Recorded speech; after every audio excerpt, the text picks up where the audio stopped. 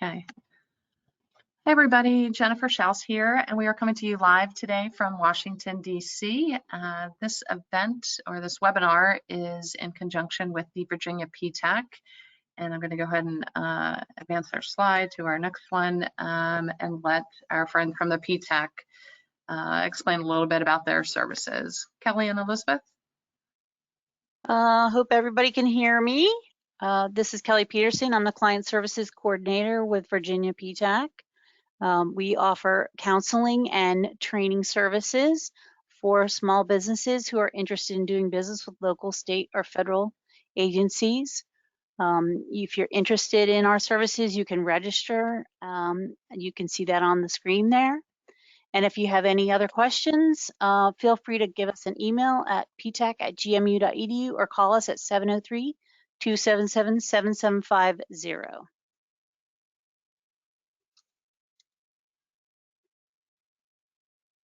Okay, thanks so much to, again, our friends at the PTAC. We appreciate the opportunity to present in conjunction with them. So now I'm just going to run through a quick agenda.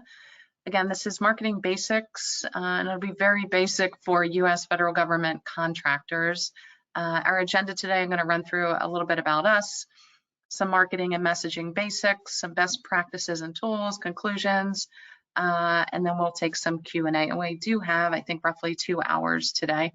So if you do have any questions, you can type them into the chat, and we will read them off at the end. Okay, so a quick blurb about us. We are based in downtown DC and provide consulting services to established government contractors who are selling anything from products, services, and software to the federal government. We also help with marketing, business development, capture plans, GSA schedules, and put on some events and conferences throughout the year. This is one of many, many webinars that we have done over the years. In 2020, we did a series on the FAR, which is the Federal Acquisition Regulations. Those are all on our website as well as on our YouTube channel. We also did a series in 2021 on the DFARS, which is if you were selling to the Department of Defense, you should probably understand the rules and regulations that they have when they make purchases.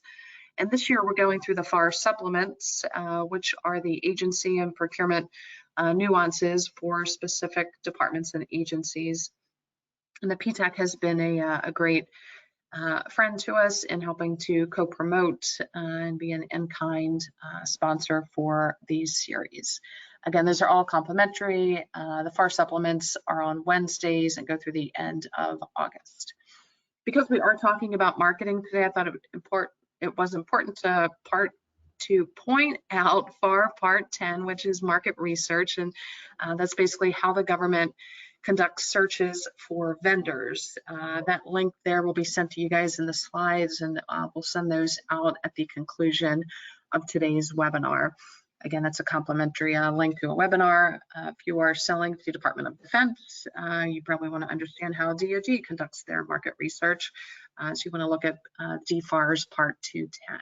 Again, complimentary webinar. We've also got some webinars on some of the topics that you see here on the slide. I'm not going to run through them all, but they're organized on our website if you're looking for something specific. Today's webinar, you'll be able to get the recording, which will be posted under the sales, marketing, business development, and capture section. Also wanted just to point out we do have a newsletter that reaches over 23,000 contractors. We've got some advertising opportunities there. We're also hosting an in-person networking event over at the Kennedy Center. These are quarterly events, so we had one at the end of March with over 200 folks, government contractors. We bring in federal government agencies as well. So our next one, as you can see, is June 20th. If you want to sign up, go to our website, go to the events section, and it's there at the top. Okay, why we are here today, let's talk about marketing and messaging basics. So just a quick spoiler alert, there is no silver bullet.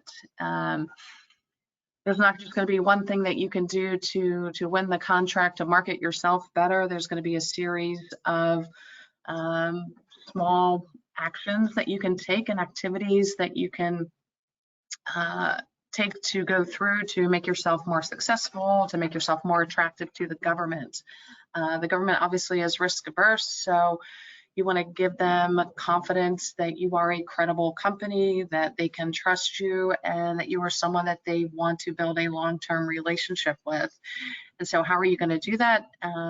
Through past performance. You want to make it easy for them to find you, make it easy for them to understand exactly what you do, and not try to be everything to everyone. You want to be as specific as possible, and you want to be a known entity to them. So the more that they see you, your company, your people, your capabilities statement, they understand by going to your website what you do, and they don't have to click through, a variety of services to understand that maybe your, janitorial services or your IT services. You shouldn't be doing both or two unrelated things. So some ways that that we can do that to enhance your chances of winning, we're going to talk about today. But I've got just a couple terms and conditions, or terms that I wanted to go through. So again, you want to give them confidence, give them, the federal government, confidence that you are a credible company. And credibility, you want to inspire belief that they can work with you, that you can do the job at hand, that you can perform everything that's in that statement of work, and that you can perform successfully on the contract. So some terms that we'll talk about that are just pretty basic, and then we'll get into kind of more of the meat and some actions that you can take. But I thought it was important just to really understand what it is we're talking about today. So marketing, how are you promoting and selling your services? And this obviously does include market research, because you're not marketing to everybody. You should be very specific about who within the federal government, and you shouldn't be going after the entire federal government, assuming that most of the folks on this call are small businesses. And there are ways that you can advertise and hone in on your message. And sometimes it's emails. You probably don't want to be texting your contracting officer or program managers, but obviously messaging does include these activities. How are you conveying your messages? Is your logo showing up in GovExec? Are you, in other publications that the government reads? Do you have an ad in the Washington Post? Is that worthwhile for you? And we'll talk about those things today. Producing advertisements, and sometimes advertising could simply just be going to an event or being a sponsor at an event where there are going to be government executives there that could either be making business decisions around what it is you sell, what your solution is, or they could be influencing the decision. So you want to think about these things as well. Market research here is really, in my opinion, the most important piece of this, because selling to the federal government, you're selling to the world's largest purchaser of goods and services. So you want to be as specific as possible as to what departments, but even more than that, what agencies, and even most important would be focusing on what opportunities you're really going after. So you want to gather information, and that information could be found on sam.gov and a lot of the other public websites. You can subscribe to any of the number of data aggregators that are out there, FedMine, Bloomberg Gov, which is BGov, Deltec, and all of the others, or you can conduct the research yourself. But you first want to make sure that you are conducting the research and not just being reactive to the market, that you're being proactive about what it is you do and what it is you're going after. And this here says consumers' needs. It should really, for our purposes today, should say your customers' needs or your prospects' needs and preferences. And when we talk about preferences, it can be, do they have a preference? Do they typically work with women-owned, veteran-owned, hub zone 8A? Do they work with companies that are on the GSA schedule? And all of this is public data and very easy to understand and find. So we'll talk about how to get this information, again, because it is public, and that you should have this before you start going after your customers. And then as far as promotion, we're just talking about encouraging the government to purchase from you. How are you publicizing yourself to them and creating awareness? And at the end of the day is really what you want to do is increase your sales. Any campaigns, we'll talk about newsletters and using LinkedIn and social media and how that can help your cause, particularly with more and more federal government executives having LinkedIn profiles and having a social presence. Particularly during COVID, we saw a lot of spikes in government executives engaging more on social media. And it looks like I just see a question coming in, so I just want to make sure I'm not missing anything. PowerPoint and all the documents will be emailed. This session today is being recorded, so all of that will be emailed to everybody. So again, first you want to identify what it is you're selling, and again, be very specific. You know, you're either IT or janitorial. You're probably not doing both because the two are unrelated. So do something. Find out what it is that you do, what is the value that you provide, and do that well.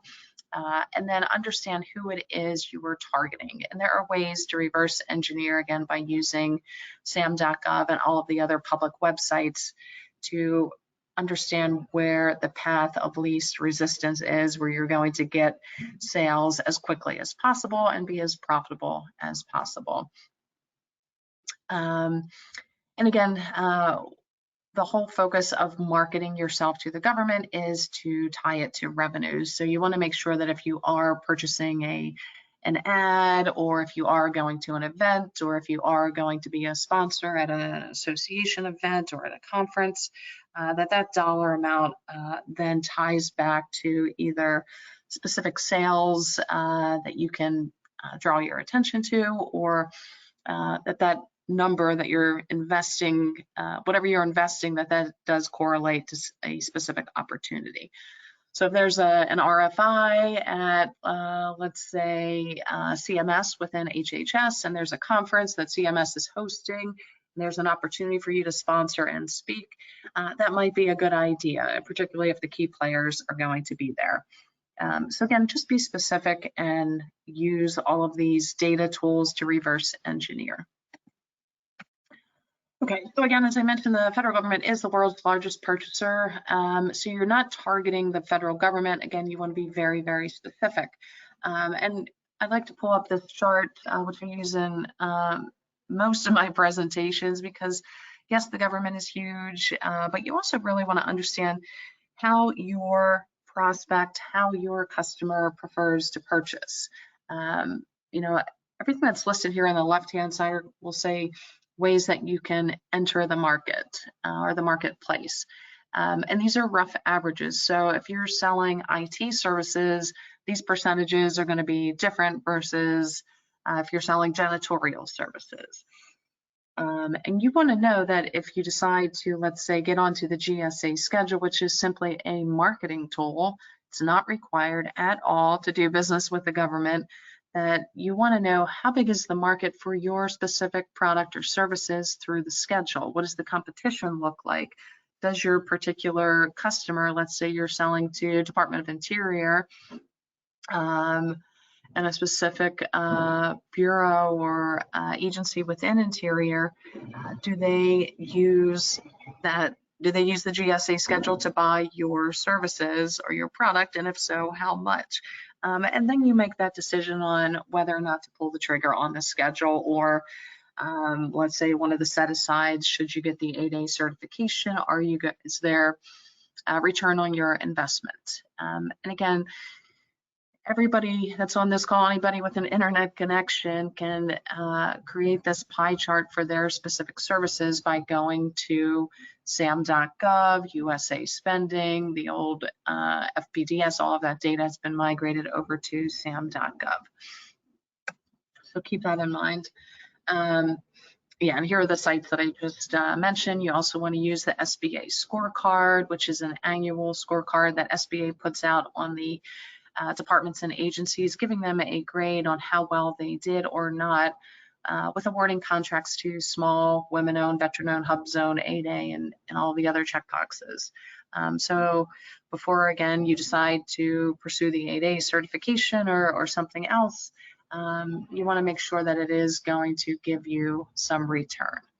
So conducting that market research to, again, reverse engineer is of utmost importance. Searching in these databases by keywords is important. And I will kind of hone in here on keywords simply because one contracting officer may put a procurement or a solicitation out under a particular NAICS code. And that's your North American Industry Classification System, where a contracting officer at another agency, or even within the same agency, I should say, may put a very similar solicitation out under a different NAICS code, but the keywords are the same. So make sure that as you are doing and conducting your research that you're looking at keywords, NAICS, and product service codes. I know the guy Timberlake, if anybody that's on this call follows him, he just wrote a nice piece about PSC codes that you want to look up. Again, that's Guy Timberlake. You can easily find him on LinkedIn. Okay, some data points. Who buys your services, your product, your software, whatever your solution is? How big is the market? You should know this information. It's just basically like having a business plan. How are they purchasing? Is your prospect using GSA schedules? Are they setting it aside for veteran-owned businesses? And if you're not veteran, then maybe you want to partner with a veteran-owned business. Or is it going full and open F&O, full and open competition, meaning that it's just posted on sam.gov for anybody and everybody to see? When are the purchases made? Should you be gearing up for just a spike in Q4? And that's the federal Q4 that I'm referring to, or are there other time periods when the government is purchasing a particular product or service? And where are the purchases made? Are you physically there? Are you able to then go to conferences, networking events, matchmaking events, local PTACs that are in that area? Are they having events that are associated with these purchases? And then obviously you want to eliminate anything where you don't qualify, and kind of make these opportunities, make these purchases, make this department or agency your priority. And then if you really do see an opportunity that you feel like you're fit for and you don't have that 8A or you don't have that hub zone or you're not veteran owned, then you can start looking at partnering. But I'm sure there are 100 opportunities ahead of those that you could pursue directly. And sometimes your competition you really want to look at as these organizations could be potential partners. You can partner with them sometimes to eliminate them as a competitor if you think that they're going to win, be a little strategic that way. Or you could truly partner with them for the sake of truly partnering and finding future engagements to work on together. Maybe you have a footprint in one agency where they do not, and vice versa. And then there are some joint activities and solicitations that you can go after together. Maybe your services or your products are complementary. And again, looking at that SBA scorecard, does the agency, are they, let's say you are a women-owned business, and let's say you also have the hub zone certification. Does this agency that you have identified, do they have the propensity to sell to you? Is Department of Agriculture getting high scores in selling to women-owned hub zone businesses? And if not, then maybe that's something you can use in your conversation with that agency, because they will perhaps have an incentive to purchase to get their score up. You certainly don't want to lead with your set aside. You always want to lead with your capabilities and what you do and what you do well. But be sure to reference the scorecard. We have a link to all of the scorecards on our website under our resources section. And then what is the government buying in the future? You don't want to look at what they're buying next week or next month. You want to look at sources sought, RFIs, RFQs and RFPs that are maybe, let's say 6, 9, 12, 24 months out. That will then give you time to build relationships, and perhaps find some teaming partners to work with, whether it's perhaps another small business or becoming a subcontractor to either a small business or a subcontractor to a large business. And do your capabilities as well as your past performance align to the specific opportunity? Can you say that you have done this specific work in the past? And if so, did you do it for a federal agency? Did you do it for maybe a university or a state and local, or a UN, a World Bank, IMF, IFC, something like that, where it would be in alignment with the opportunity? If it's a little too far-fetched, then just keep in mind that most of these solicitations have been worked and wired for 12 to 24 months. So you want to make sure that you put that time span into your business development activities and into your business development plan. These things don't happen overnight. So again, you want to be very narrow and just select an agency or 2 or 3 that are hopefully related. And from there then is where you start looking for these opportunities. As I mentioned, sources sought, your RFIs, request for information. And this is really, we'll say, the genesis of the RFP. So kind of from birth to, I won't really say death, but where things start, the government kind of scratches their head and says, oh, we think we might need this. Let's see, we need, let's say, glow-in-the-dark disco balls. So they scratch their head and put out a sources sought. Are there any companies out there that provide this type of product? And that's really when you want to get into the mix and respond to these sources sought. The sources sought typically a couple months later. And when I say a couple, that can be 3, 4, 5, 6, 7, 8, 9, 10, 12. Will then matriculate into an RFI, request for information, where the government then gets more specific. Are any of these companies who can provide this glow-in-the-dark disco ball? Small businesses? Are you veteran owned? Are you hub zone? And then what are the technical components of your disco ball? And that's really how the statement of work gets written. So the more specific you can be about your solution, the more narrow that statement of work will be, and that will help box out your competition, which is really the end goal. And so you really want to market to this specific opportunity versus, oh, we're selling to Department of Justice, or we're selling to, just be as specific as possible, build those relationships. And then all of your marketing collateral, your capabilities statement, everything on your website, any videos, newsletters, anything that you're posting should be, again, tailored to that opportunity. So every company should have just your basic capability statement, and that's just something that's probably very general on your website. But as you start seeing these opportunities and as you have opportunities to potentially meet partners, to meet primes, to meet the actual government players, decision makers, and influencers, your capability statement should be specific to that opportunity. So if there's an RFP at Department of Justice within the FBI, then your capability statement should speak to that opportunity. All of the past performance that's on that capability should be related to any work that you've done that's similar to the solicitation. If you have any content on your website, if your website is organized by here's the past performance within specific departments or agencies, then again, all of your content there should be specific to those departments and agencies.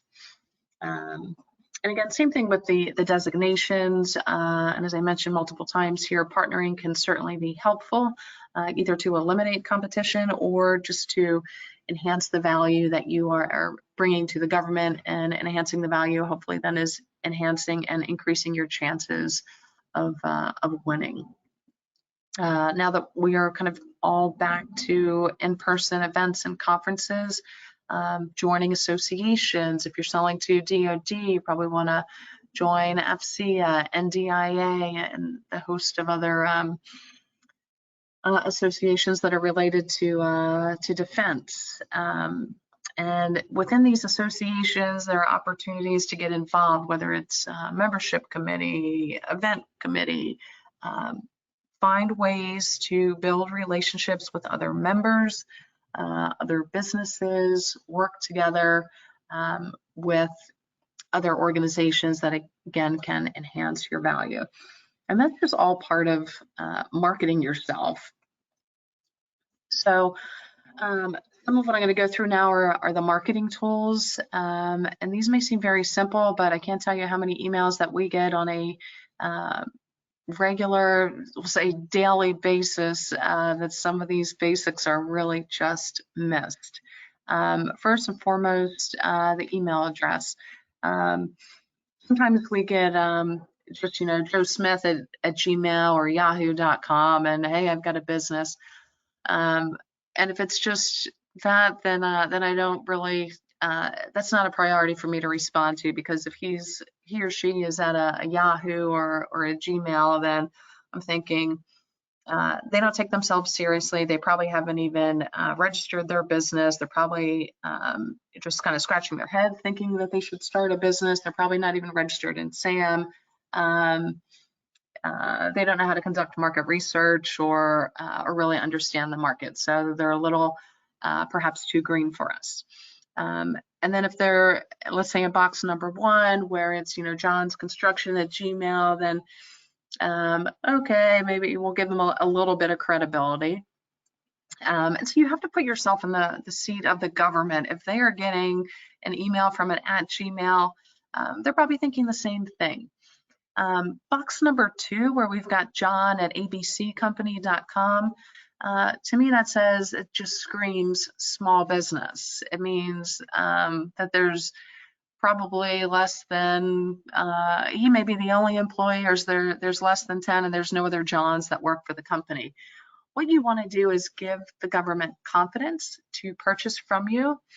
And by having a first name dot last name, or jdoe at abccompany.com, something that shows a first name and a last name, or a first initial and a last name, gives the appearance, it gives again, credibility and confidence to the recipient that this is a legitimate company with that's professional, that we would like to work with. So hopefully you guys can understand and appreciate that. And it's not that hard or expensive to pursue getting a company website and having a formal email address that is not just a first name.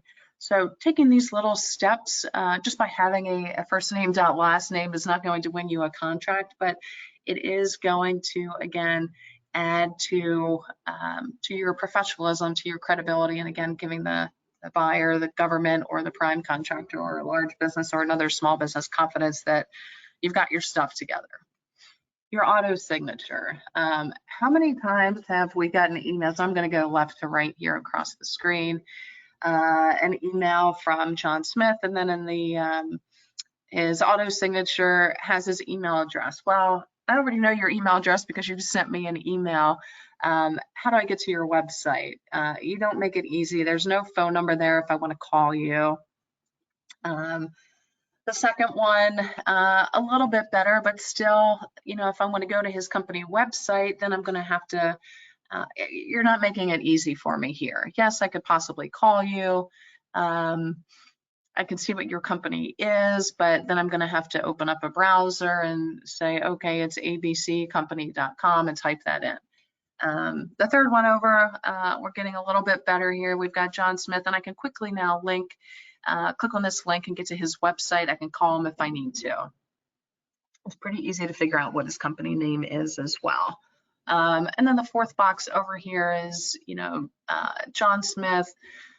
We've got his link, we've got his phone number, and some pertinent information that really shows, hey, this guy has his stuff together, makes it easy for me to get to his website. I can call him if I've got a question. Oh, it looks like he's service disabled, veteran-owned small business. He's got a GSA schedule, and I can see what his NAICS code is. Now, you may not have the 8A certification, you may not be on the GSA schedule or be SDVOSB, but again, there are small steps that you can take, again, to enhance your professionalism, to show that you are a credible company. The business card, and this is, again, pretty similar to what we just talked about here on these last two pieces with the auto signature and the email. Do you have your company logo and the company name? Is it easy to read, or does somebody need to pull out a magnifying glass to figure out how to contact you by phone or by email? Sometimes QR codes are helpful, but I would also, in addition to a QR code, perhaps also have your phone number and email in a very large font. Double-sided business cards are always nice. Including any designations that you've got, industry codes, contract vehicles, and sometimes having that DC Metro address. And by using any of these kind of shared workplaces, you can easily secure a DC Metro address that, again, is not going to cost too much or put you out of business. But again, these things are, by having just a great business card is not going to win the contract, or by having an auto signature. It's, again, all of these small components built up. Is your business card flimsy as like a tissue, or is it made from nice card stock? Is it legible? Is it easy to read and understand what you do? Capability statement, as I mentioned, you probably want one just general basic capability statement that gives an overview about your company. And then as you start finding opportunities or honing in on departments and agencies to work with, you want that capability statement focused on those opportunities. Your NAICS and your cage code, having some logos for departments and agencies that you've done work for in the past as far as your past performance, that can always be helpful. So if somebody kind of quickly picks up your capability statement, maybe there's a couple words that are in bold and not generic words that everyone else is going to have on their capability statement. But then you also want, if someone quickly looks at your capability statement in, let's just say 10 seconds, they see the logo for HHS, they see the logo for DISA, and they see the logo for DLA. They can quickly tell by not having to even read your capability statement who you've done work for, and perhaps start to make some assumptions based on what you do. If they have another 10 seconds, they can look at some of the bold words that you've got on your capability statement to make it a little bit easier. And hopefully you've got in a nice large font that's easy to read, contact information, phone and email, and a quick link to your website. Again, a QR code can sometimes be helpful, but you want to make sure that in addition to that, you're also spelling out your phone, email, and all of that contact information. If you've got any designations, again, the SDVO, SB, Hub Zone, 8A, GSA schedule, or other contract vehicles, having those logos on there can be helpful as well. Most people, it seems like these days, don't want someone just to hand them a piece of paper, this capability statement. Other folks within the government do want those. So if they do, again, just make sure that it's that in 10 seconds they can quickly extract kind of what you've done, who you've done it for, and how to contact you. As I mentioned, you want to have multiple capability statement and tying your past performance to the opportunity that you're currently pursuing. And the more care, the more TLC that you put into this, the better your chances will be. So just some of the must-haves that I mentioned here. again, just kind of calling out some of the key words on your capability statement, and having those in bold can certainly be helpful. I'm not going to read through these. You guys can easily read the slides, and the slides and the recording will be available at the conclusion today. Okay, your company website, and again, this does not cost an arm and a leg. There are companies like GoDaddy and Wix and WordPress and others where you don't need to spend a fortune, but it is really a basic that you should have, so that you're not using a Yahoo or a Gmail address, that you can be very, you can be more professional. So on that website, in the event that you are selling to both commercial and government, make sure you then have a specific government section. If you're only selling to government, then make that very apparent, make it easy to navigate. And these days, it's, you can almost, even if you don't know how to spell website, you can almost, they make it so easy these days to create one. Again, just like any of the information that's on your capability statement, that should also be mirrored on your website. And you want to make sure that as you win contracts, as you have certifications, that you update that website on a regular basis. As well as, just indicating your past performance with logos and links. Make it easy. Again, kind of in that 10-second test, that somebody that jumps on your website can quickly say, oh, this is what they do, this is who they've worked with, and this is how I can click on contact us and easily get to a real live human person. So the easier you can make it for the government, because they are inundated with thousands and hundreds of thousands of small businesses, the better your chances are going to be. If you have any recommendations or quotations from former customers, whether it's government, primes, or notable commercial companies, that's probably helpful to have. Linking to any social media is certainly helpful, particularly LinkedIn profiles for all of your employees, as well as a business LinkedIn page. We'll talk about that in a moment. If you've got a link to Facebook, I don't know, this is just my personal and professional opinion.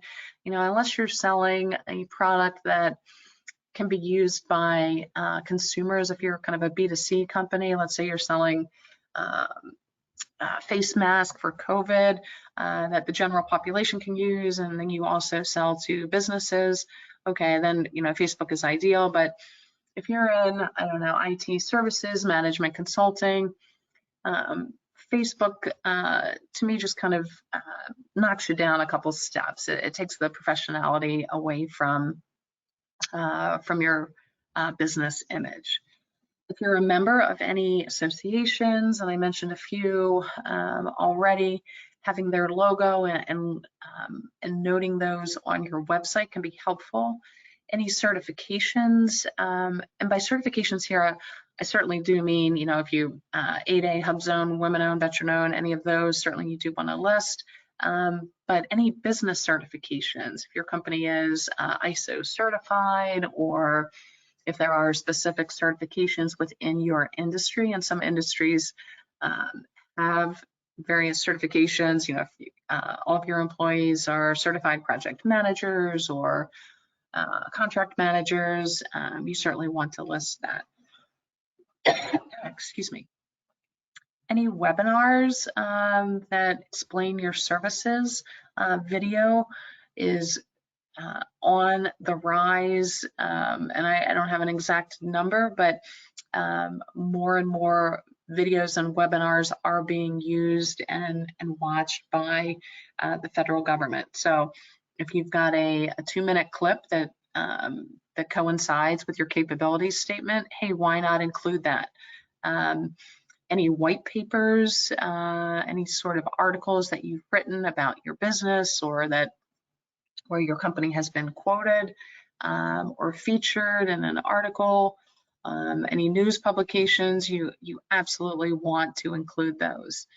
And I think I've got a section that we're going to talk about newsletters as well. So if you do have a newsletter, And let's say the government hops onto your website and they have an opportunity to sign up to get information about your company. You want to give them, you want to make it easy for them, A, to sign up for your newsletter, and for them to stay abreast of what it is you're doing, whether it's the federal government that you're marketing to or any of the primes.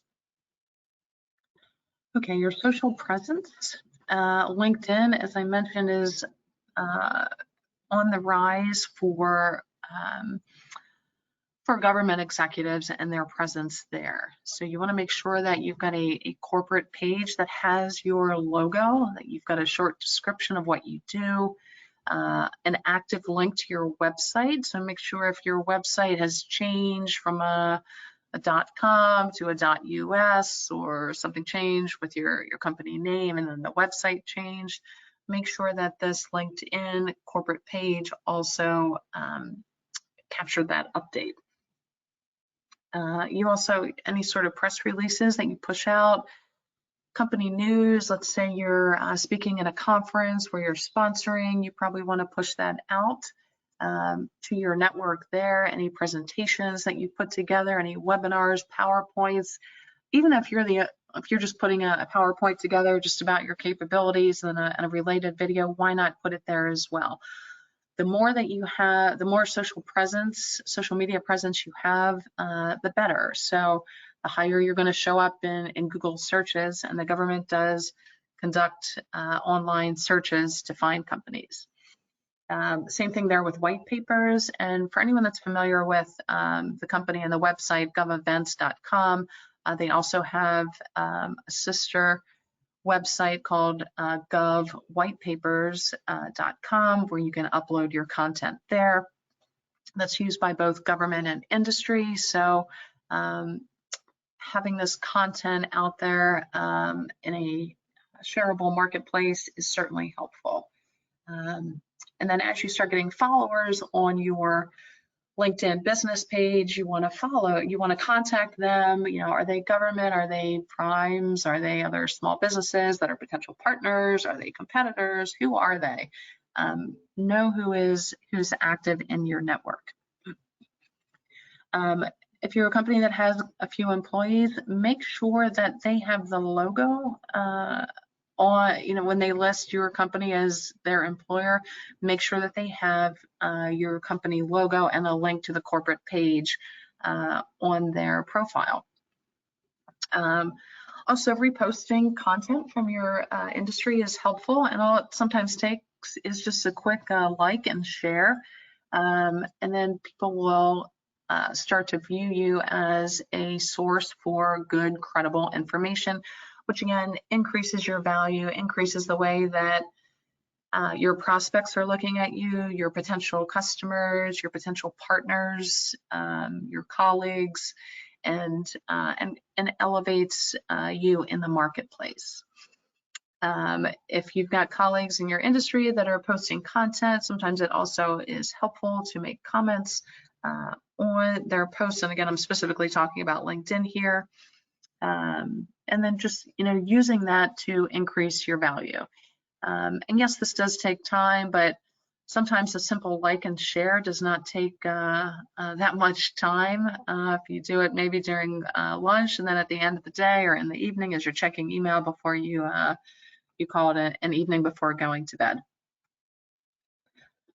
This is just an example of what I'm talking about. So we've got a person here whose name I've tried my best to block out.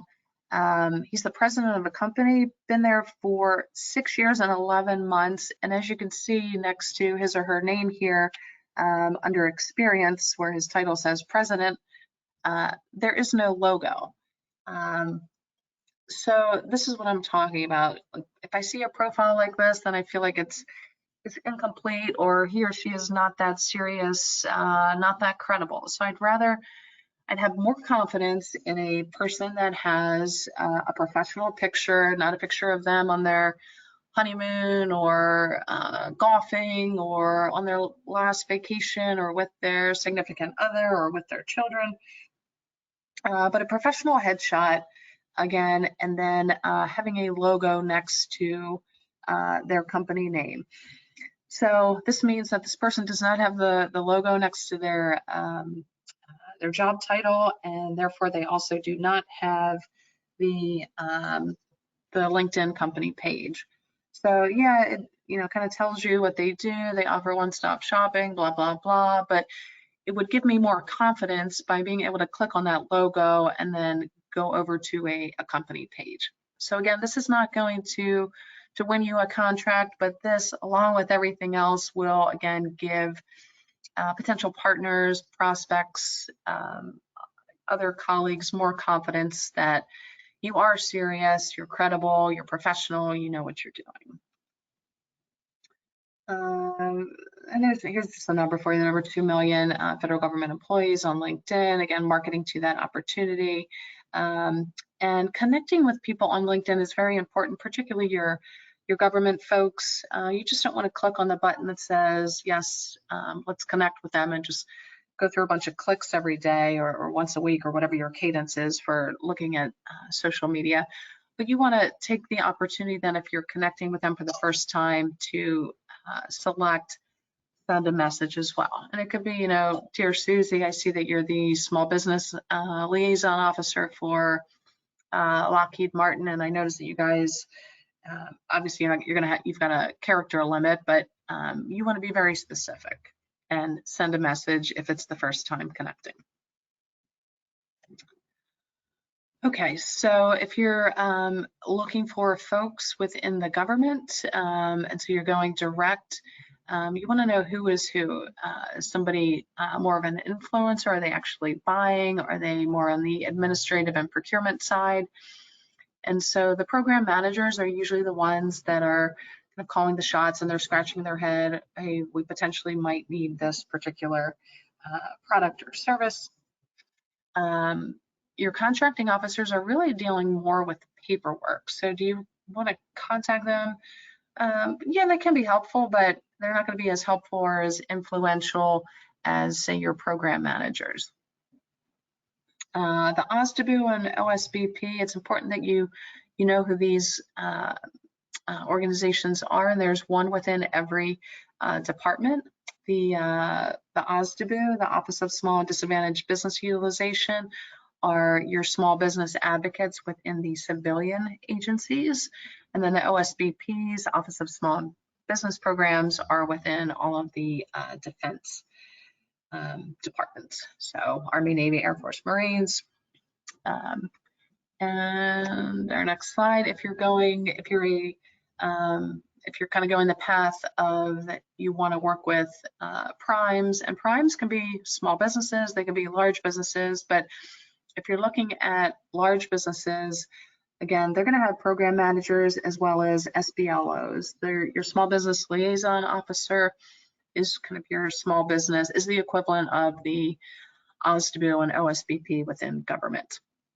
And these folks are all on LinkedIn. And I've got some ideas here for some best practices for you guys. So again, on the left-hand side of your government advocates, OSDBUs, civilian agencies, OSBPs for defense, and then your SBLOs are your large business. If a company's a large business, then they have small business liaison officers. Okay, and the slides again will be available. So if you're on LinkedIn and you just do a search for SBLO, you've got a list here of your SBLOs at the variety of companies. Again, these people are showing up for me as third and second connections. So if I go to connect with them, I would probably start with the second person because I've got 24 shared connections with him, Dan Ryan. I would send him a message along with that connection request. Dear Dan, I'm a small business providing janitorial services. We share a couple connections. I see you guys have a contract coming up for renewal in about 9 to 12 months at Department of Agriculture. Love to chat with you. However, before you do that, you should go on to the Valiant Integrated Services website and register there. as a small business vendor, because the first question Dan is going to ask you is, oh, first thing you want to do is go to our website and register as a subcontractor. So if you tell them that you've already done that and you've done your homework and that you know what contracts Valiant is getting ready to bid on, and that you can be a partner to them because you've got past performance, et cetera, he's then going to look at you as a credible resource, particularly if you've got your LinkedIn logo, your company profile, your email address is not a Yahoo or a Gmail, your auto signature makes it easy for him to then either call you, click on your website that demonstrates that you have done this type of work before, that he can easily download your capabilities statement. He can see if you're veteran-owned hub zone, that you're registered as a small business, that your sam.gov is current, and everything else. And then from him, I'd probably go down to this Allison Hennessy, because she is a second contact, and I've got 21 shared connections with her. And I'd probably save Mikal Aziz for last, because Mikal is a third connection, and it doesn't look like we share any common connections. So you kind of want to have some sort of process and thought process in mind, and sort of having a strategy for going after these connections. Okay, so those are the SBLOs. That means that they work for large businesses that, excuse me, that then, and they're also graded by SBA on how well or not that they did with contracting with small businesses. Now, if you're going after, let's say most of your work is civilian, say you don't have any clearances and you're finding it really hard to break into DoD and you're not involved in any of the DoD associations, you're kind of new to government contracting, and so you're going after the OSDBUs, again, the Office of Small and Disadvantaged Business Utilization within the civilian agencies. And civilian agencies, this just means anything other than Department of Defense. So we've got a couple. All these are second connections. A couple shared connections. I'd probably start with the top guy here, Rich Vinacab. I've got 121 shared connections. And you're not going to contact Rich and just say, hi, Rich, I'm a small business. Do you guys have any contracts that I can bid on? No. What you're going to say to Rich is, dear Mr. Vinacombe, we share a couple connections. Here on LinkedIn, I noticed that there is an RFI that you guys recently put out for janitorial services for the embassy in wherever. And so I wanted to learn more about that opportunity. We just received our 8A certification, and when we submitted our when we submitted our response to the RFI, we had not yet secured our 8A certification. What is the process to update our RFI response? So again, you want to be specific, not just what can you do for me. You want to have a specific opportunity in mind when you contact these people. You also want to make sure that you then go on to the Department of State LinkedIn profile and make sure that you're following them. And then just work your way kind of down the list. And don't, again, do your homework before you contact these people, because the last thing they want to do is then just, they're going to direct you to go to sam.gov, find an opportunity, and so make their job easy. Again, this is by doing your homework and using all the public websites that are out there. If you are selling to Department of Defense, then you want to pursue the Office of Small Business Programs, OSBPs. We've got a list here, and I'd probably start with our top person, Andrea Armstrong, because I've got a couple shared connections with her. I would go on to the CCOM LinkedIn website. I go to sam.gov and look at any opportunities that they have. Let's say that our offices are near this Aberdeen Proving Ground. I would check and see if they have any industry days coming up. Look at who the shared connections are. If there's perhaps a large business that that you guys share in common, then you probably want to go onto that large business's website, register as a small business vendor. Again, but have specific opportunities and have a specific reason for contacting them. Don't make them do your homework for you. That's not why they're there. The more you can show that you are credible, professional, that you've got your stuff together, then they're going to be more inclined to work with you. They're going to be more inclined to then perhaps put you in touch with a program manager or a contracting officer and advocate for you. These guys are also, they have a good heartbeat on the SBA Scorecard and the contracts that are awarded to small, women-owned, veteran-owned, hub zone, 8A, and all the other check boxes. So if you are one of these companies that fits into the checkbox, then again, show that you're credible, show that you've done your homework, and come to them with specific opportunities and ask for specific help. Okay, you also want to make sure that you've got just really basics down. Is your sam.gov profile complete? And really make sure that it's complete. Multiple contact folks, the correct address. Do you take credit cards? All of your NAICS code, all of your PSC codes. Make sure, are you delivering CONUS, OCONUS? Make sure everything in there is as complete as possible. You also want to make sure that you're in SBA's dynamic small business database, and that is usually pulling information over from SAM, but you probably just want to go to SBA dsbs.gov and make sure that your profile and information there is accurate and complete.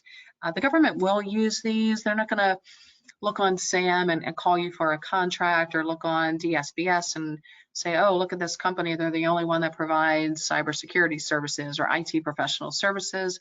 That's not how it works. But if there's a procurement that comes down to you and maybe a handful of other companies, and your sam.gov profile is incomplete, don't let these small mistakes hinder you from winning contracts. If you're an existing contractor, you want to make sure that you're compliant and up to date on all of the reporting, that back office, contract administration, and everything else that goes with that. If you're a GSA schedule holder, same thing. You want to make sure that your GSA Advantage profile is complete, that your price list is current, that you've filed all of your reports. If you're a large business, that your subcontracting plans have been submitted and they're complete and compliant. And sometimes that can be a part-time or a full-time job, but as you start bidding for work, again, you want to make sure that you are up to date and that everything is as complete as possible. On the sam.gov, you probably want to make sure that maybe 2 or 3 times a year, just put a calendar reminder to ensure that your information there is current and accurate. Particularly if maybe a contract administrator is listed as a point of contact and he or she leaves the company, make sure then that you've got a new person in there. Or sometimes what can be helpful is having just a generic email address, government contracts at ABC Company or government at abccompany.com. And that's kind of a catch-all, so that way if somebody does leave, multiple people are receiving that email. You've got contract vehicles. Again, contract vehicles are marketing tools only. And yes, today we are talking about marketing basics, but they are not required. Marketing is really just enhancing the way that you are viewed, enhancing your credibility, your professionalism, giving the government confidence to work with you, or giving the primes confidence to work with you. The contract vehicles really are just a vendor shortlist, and you've got to then qualify to get on them. You've got to meet both pre-award and post-award qualifications and terms and conditions. And certain contract vehicles are used by certain agencies. If we go back to that pie chart that was in one of the earlier slides, this is really where you want to understand before you go down the path of GSA or some other agency or department-wide contract vehicle, that is how your potential customer prefers to purchase, because you don't want to go through the headache of getting onto one of these vehicles only to find that the agency or department you're working with does not typically use that vehicle. And the IDIQs, indefinite delivery, indefinite quantity, do come with terms and conditions. So again, you want to be cognizant of all of these as well.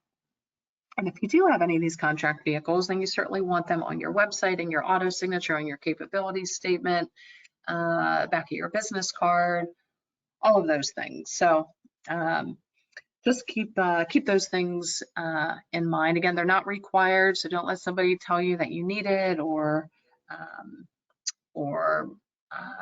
that it's required.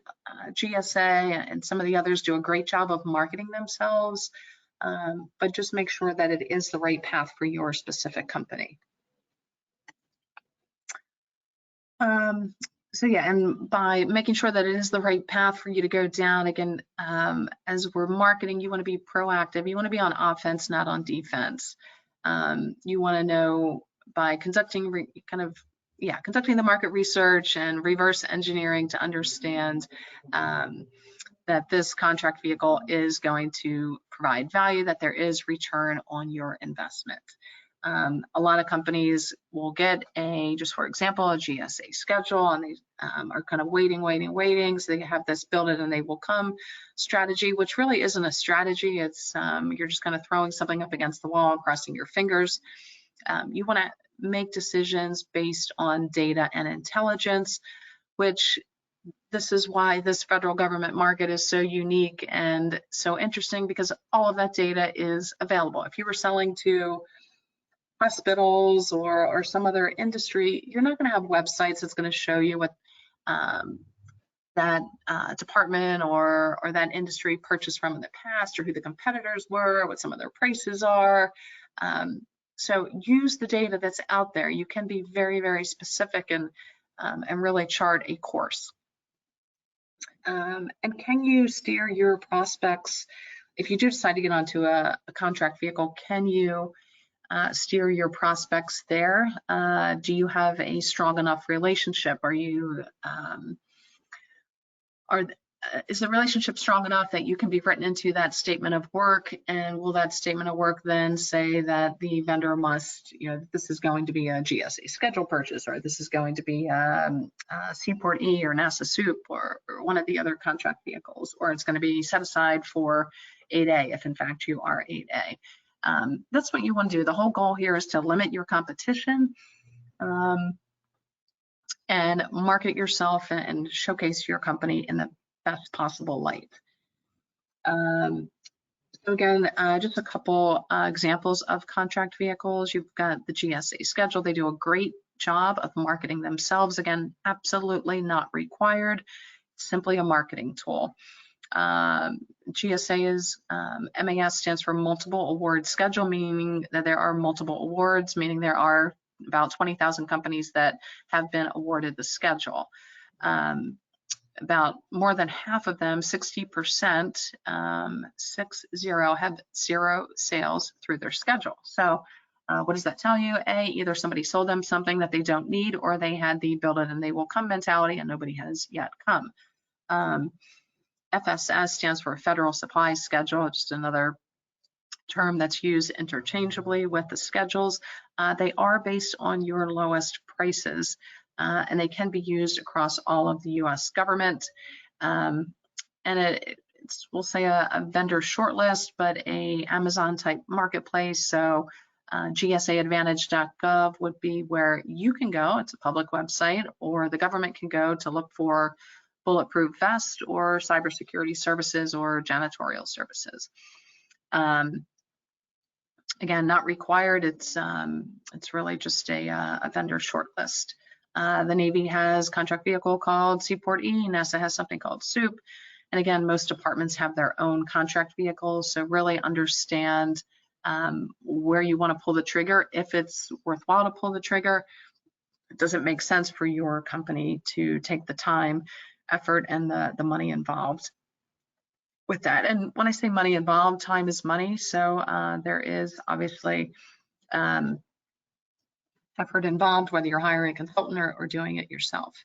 Again, this slide is really just reiterating everything I've been saying. You know, don't shoot from the hip. You really want to have a plan in place and make decisions based on data. And again, this market gives you all of the data that's out there on all of those public websites to really put together a specific B2G, business to government business plan. And can you be profitable? A lot of these contract vehicles do have websites where you can look at your competitors or similar companies' pricing. So you want to make sure that your pricing is going to be in sync and fall in line with the others. So just keep that in mind, that information is certainly available to you. Okay. To our next slide.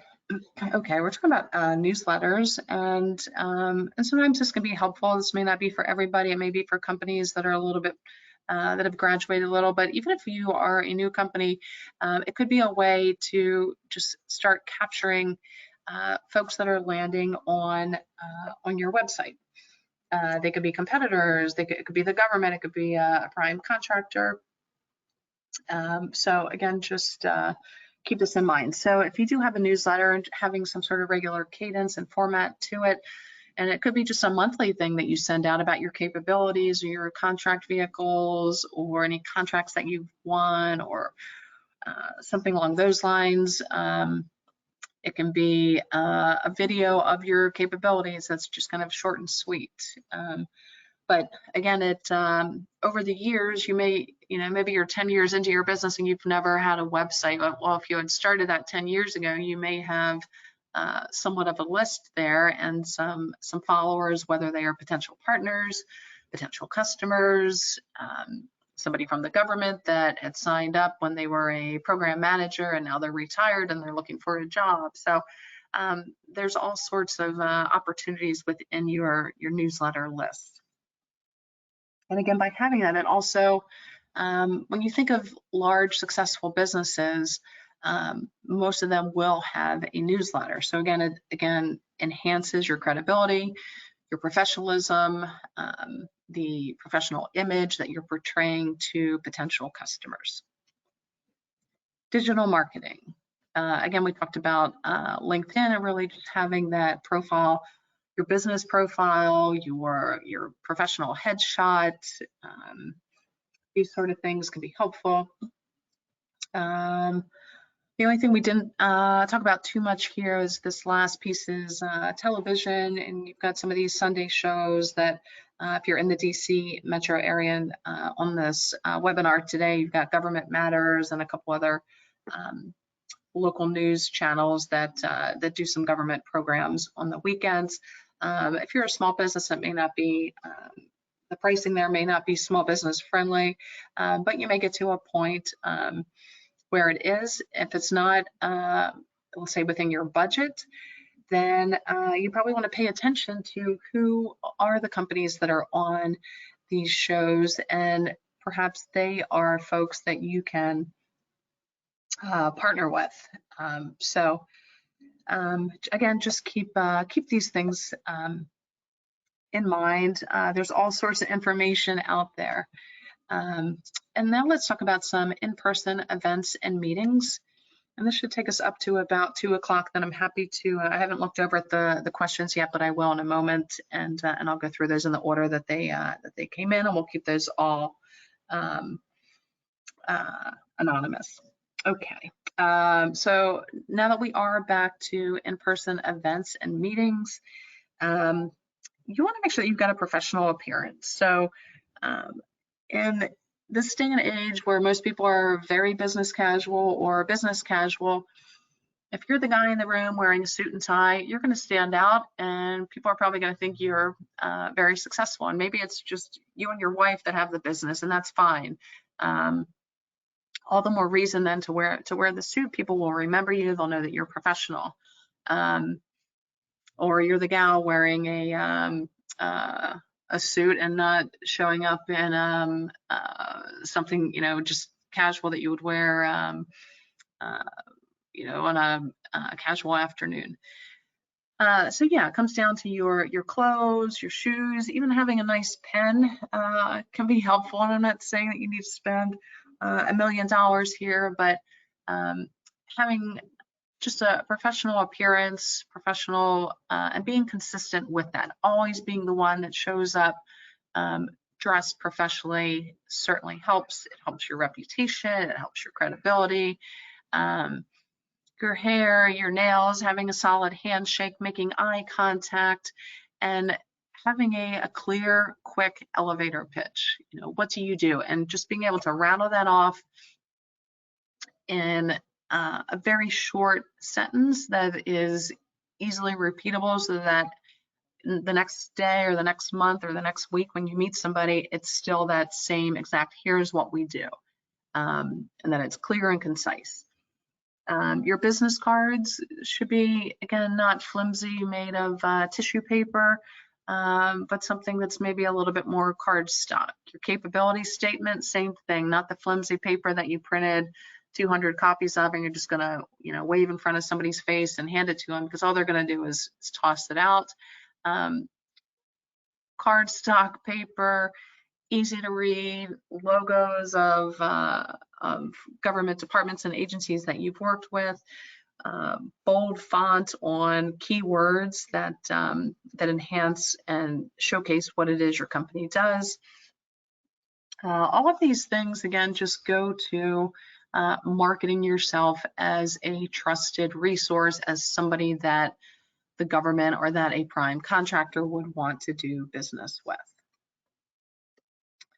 Okay, so a few conclusions here. Again, you always want to be clear, concise, and specific opportunities, not just, oh, we sell to the federal government, oh, we're a defense contractor.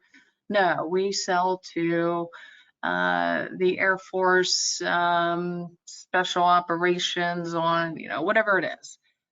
So know who your specific audience is, the opportunity, and know how they purchase and where you fit into that piece of the puzzle. By having all this information, you can chart a path of least resistance where you're going to have the best chances for success.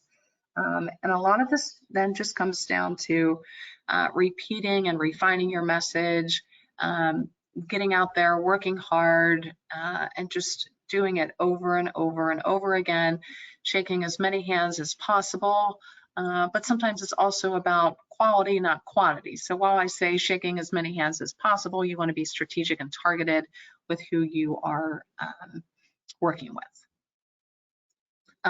If you guys were looking for any of the SBA Score Card, you can see here on our website, if you go to our resources section, if you go to the resources by department, that's going to give you a list of all of the federal agencies, as well as links to their SBA Scorecard, their acquisition forecast, links to the OSDBO and OSBPs. And if you're looking for prime contractors, you can select the top 100 vendors, and that will take you to the top 100 businesses that are doing, that have the contracts with those particular agencies. Okay, and questions. Since I can't hear Kelly or Elizabeth, I think I'm going to read these questions off. I'm going to start from the top. They're anonymous, so don't feel awkward or shy about typing in any questions. I won't read your names off. So the first one says, may you list those sites for market research?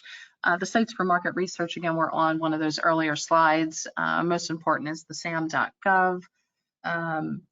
FPDS has been sunset. USAspending.gov is still alive, and you guys will get a copy of all the slides.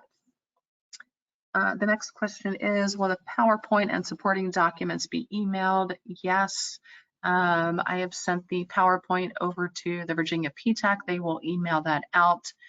When this webinar gets finished, we will convert it to an MP4 and then send that link over to the PTAC, and so you guys will get a copy of that recording as well. We'll put it on our website as well as our YouTube channel. Do you have a list of DC Metro office buildings you can rent on a monthly, yearly, etc. basis? I know that like car workplaces, WeWork, I believe, is no longer in existence. But if you just make offices, MAKE is one. If you just go to Google and type in shared office spaces, I think for, I don't know, $50, $60 a month, you can rent a DC address, and that way they will collect your mail, answer your phone. You'll have a 202 phone number. Again, that's not going to win you a contract, but it can help with, again, credibility and professionalism and giving the government some confidence in working with you. Should it be on one page or is 2 pages okay? I'm assuming that question is related to a capabilities statement. I'm a big fan of 1 page. You think of how many businesses have capability statements and are just shoving them in front of people's faces on the government side. Short and sweet, to the point. And again, if your capability statement is being used as it should be, which is being marketed towards a specific opportunity, then what I want to say, then it should really just be on 1 page. And then back to the DC Metro office buildings, you guys can also go to the Virginia PTAC. Thank you, Kelly. The Mason Enterprise Center in Fairfax, Virginia, it's masonenterprisecenter.org, so .org. So the PTAC will help you guys with any local offices. Okay, let me just continue referring. Okay, she was referring to the capabilities statement. Can you speak to what we should be aware of regarding CMMC compliance? Is it true we could get dinged by the government for using certain website companies like GoDaddy if they aren't CMMC compliant? Great question. I am not a CMMC expert. We do have a team that we work with over at c3isit.com, and they can probably answer that for you. We have done a couple webinars on CMMC, so if you go to our website and go to webinars, scroll down to the section called CMMC and compliance, and you should possibly get some answers there. I'm going to take a sip of water and I'm going to read the next question, so bear with me. Okay, the next question is, can you speak to what we should be aware of okay, that was that one, sorry. Okay, I think that might be it for questions. I know I kind of probably finished short on time or finished in advance. If anybody has any further questions that you don't feel comfortable typing in, you can certainly email us. The email is at the bottom of the screen here, the hello@jennifershouse.com. Since I cannot hear Kelly or Elizabeth, I don't know if you guys have any closing remarks that you want to make, but I will, I'll stop talking here. Oh wait, here we go. Any advice for startups looking to win their first few deals? So I mentioned perhaps a couple times in today's presentation that number one, you want to identify what it is you do and do well. So that should be first and foremost. Your second step, after just kind of those basic registrations in sam.gov and everything else, is just then reverse engineer. Use those websites or subscribe to any of the data aggregators out there to determine where are the opportunities and where's the path of least resistance. Looking at opportunities that are 9, 12, 18, 24 months out is probably a good spot. If there are any current source of sought or RFIs, that's probably your next step, because those will potentially graduate then into RFPs or RFQs. Can we use virtual address instead of a virtual office? Certainly. So yeah, a lot of these places that I had mentioned, make offices, car workplaces, and some of the others